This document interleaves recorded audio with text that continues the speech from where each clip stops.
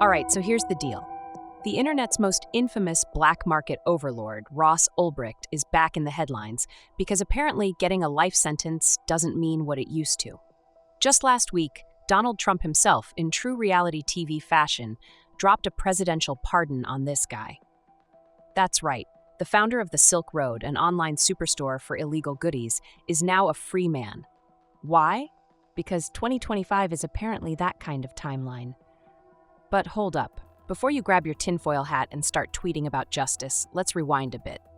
How did a guy like Ross Ulbricht, a dude who started as a nerdy physics major, end up running one of the biggest underground marketplaces the internet has ever seen? Well, buckle up, because this story's got everything. Hidden websites, digital loot, secret agents, and even a bit of old-school betrayal. Hooked already? Smash that subscribe button and stick with Talescape. So it all started in 2011. Ross, a 20-something idealist with big libertarian dreams, decided to create a free market where people could buy and sell whatever they wanted without government interference. Sounds noble-ish, right? Except Ross's version of freedom quickly turned into a hotspot for sketchy transactions. Enter the Silk Road, a website that operated on the dark web, hidden away from prying eyes, where you could buy everything from questionable herbs to fake passports using cryptocurrency. Yeah, Ross essentially created an Amazon for the black market, and it took off faster than anyone expected. To keep things anonymous, the site ran on Tor, a browser designed to hide users' locations, and transactions were done exclusively in Bitcoin, which, back then, was like internet monopoly money. People flocked to the Silk Road, not just for the goods, but because Ross marketed it as this edgy, freedom-loving utopia. But make no mistake, behind the scenes it was chaos. Ross was running the whole thing under the alias Dread Pirate Roberts, a nod to The Princess Bride, because who doesn't love a good movie reference while running an illegal empire? Business boomed, and so did Ross's problems.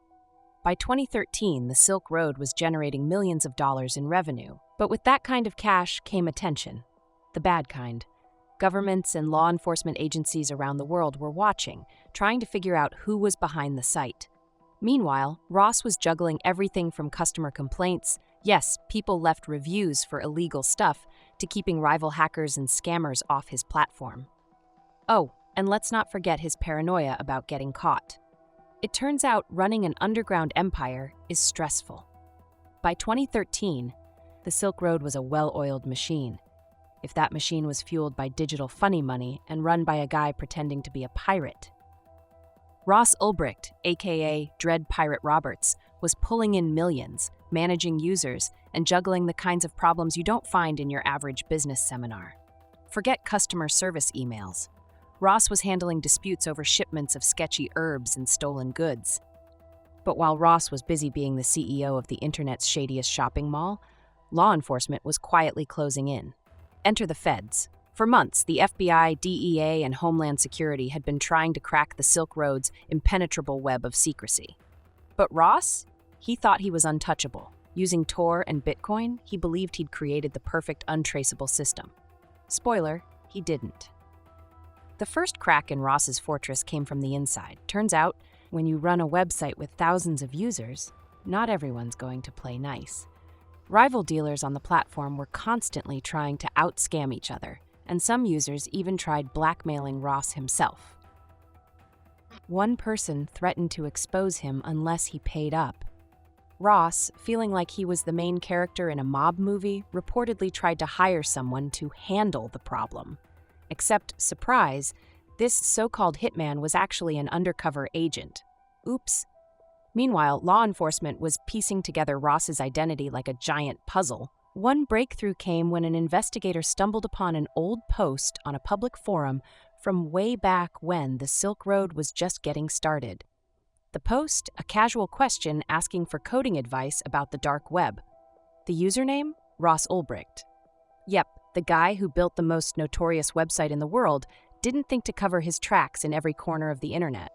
Things really started unraveling when the FBI traced some of the Silk Road server traffic back to an IP address in Iceland. From there, it was like pulling a loose thread on a sweater. The whole operation started coming apart. Investigators figured out the site's hosting location, linked it to Ross's activities, and began tracking his every move. And then, on October 1st, 2013, Ross's luck officially ran out. The FBI caught him red-handed in a San Francisco public library, sitting at his laptop, logged in as Dread Pirate Roberts. They snatched the laptop before he could close it, capturing all the evidence they needed. Imagine being taken down not in a high-tech lair or a secret hideout, but in the middle of a library. It's almost poetic. With Ross Ulbricht in custody, the full scale of the Silk Road operation came to light, and it wasn't pretty. The site had generated more than $1.2 billion in revenue, with over $200 million in commissions flowing straight into Ross's digital pockets. Investigators discovered detailed logs on his laptop, including chats, financial records, and even a journal where Ross wrote about his rise as Dread Pirate Roberts. It was a treasure trove of evidence, and the feds wasted no time taking him to court. In February 2015, Ross stood trial in what became one of the most publicized cases in internet history. Prosecutors painted him as a criminal mastermind, pointing to everything from the drug deals on the site to the alleged attempts to hire hitmen, though none of the supposed hits ever actually happened.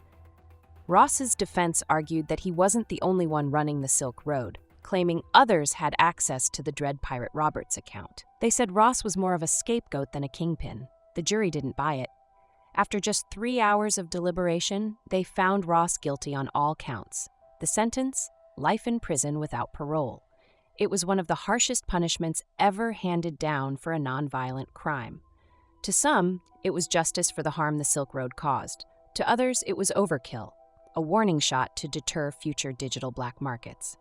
Regardless of where you stand, one thing was clear. Ross Ulbricht was done, or so everyone thought. Fast forward to January 2025. Out of nowhere, news broke that Donald Trump had issued a full pardon for Ross Ulbricht. It was a jaw-dropping move, considering Ross had been serving a life sentence and was only 10 years into it. People immediately started debating why Trump did it. Some supporters argued that Ross's punishment didn't fit the crime, pointing out that he hadn't directly harmed anyone. Libertarian groups had been lobbying for his release for years, calling him a symbol of government overreach in the digital age. On the other side, critics blasted the decision, saying it sent the wrong message about accountability and online crime.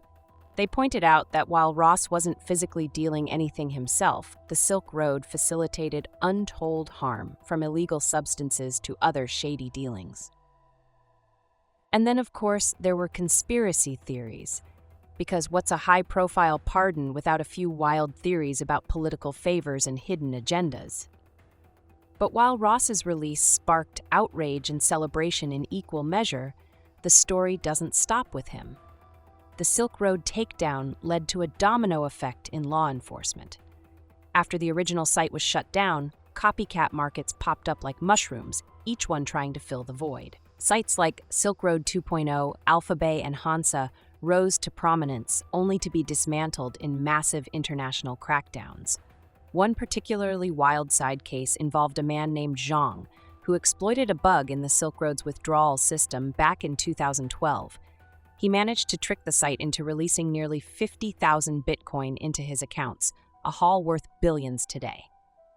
Zhang thought he'd pulled off the perfect heist, but in 2020, the US government tracked him down and seized the cryptocurrency. It was one of the largest Bitcoin seizures in history, a reminder that even in the murky world of digital crime, the past has a funny way of catching up with you. And that's the legacy of the Silk Road, a story of ambition, innovation, and hubris that reshaped the internet forever. It was a cautionary tale for law enforcement, a wake-up call for governments, and a chilling reminder of the double-edged sword that is technology. Love it or hate it, the Silk Road changed everything. Thanks for tuning in to Talescape. Don't forget to like, comment, and subscribe for more stories where reality is stranger than fiction and the internet is just plain wild.